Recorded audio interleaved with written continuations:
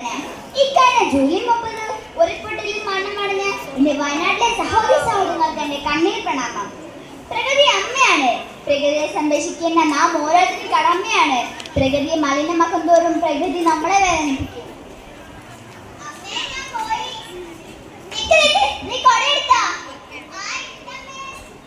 സൂക്ഷിച്ചു പോണേ.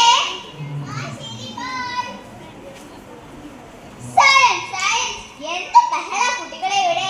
അപ്പൻ്റെ അടുത്ത് മനസ്സിലായല്ലോ. ആർക്കെങ്കിലും മനസ്സിലാവുന്നതുണ്ടോ? സ്കൂളിൽ വിട്ട വേഗം വീട്ടിൽ പോകണം. ആ പഴക്കത്ത് ഒരാളെ കണ്ടു പോകരുത്. കഴിഞ്ഞ ഒരാഴ്ച കനത്ത മഴയാ. പുഴയില് വെള്ളം കൂടിയിട്ടുണ്ട്. പുഴ കുത്തൊഴുകുക. അതുകൊണ്ട് സ്കൂളിൽ വിട്ട വേഗം വീട്ടിൽ പോകണം. പിന്നല്ലാതെ അതെന്താ നീ അങ്ങനെ ചോദിച്ചേ?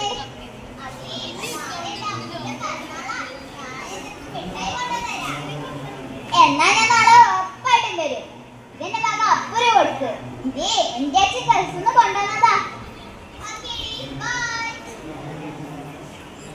അപ്പോ അപ്പോ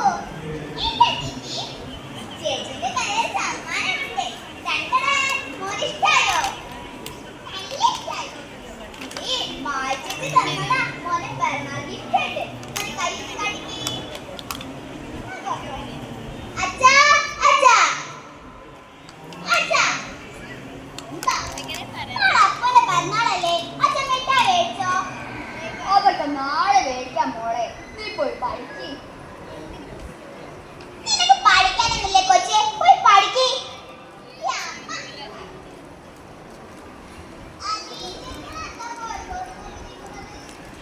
മനസ്സിനെന്തോ അസ്വസ്ഥത. എന്തോ സംഭവിക്കാൻ പോകുന്ന പോലെ.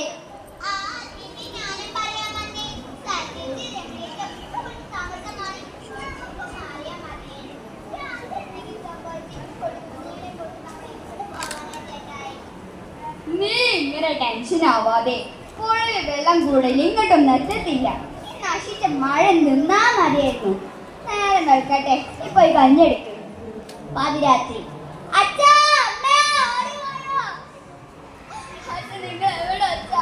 എനിക്കത് കാണാൻ പറ്റില്ല അച്ഛാ.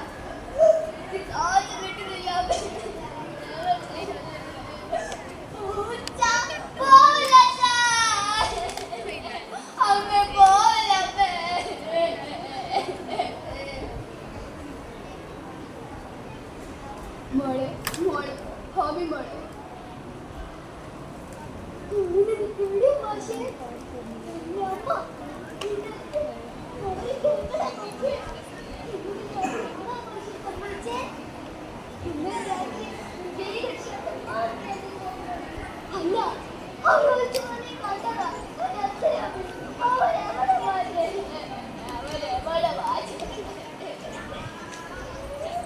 മോളെ നമ്മളിപ്പോ ആശുപത്രിയിലാ.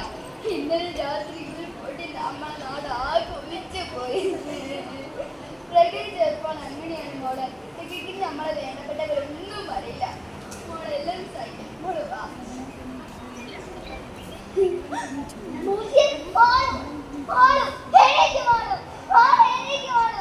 എങ്ങനെയാണോ നീ ഇന്ന് വേരാജ് പറഞ്ഞത്?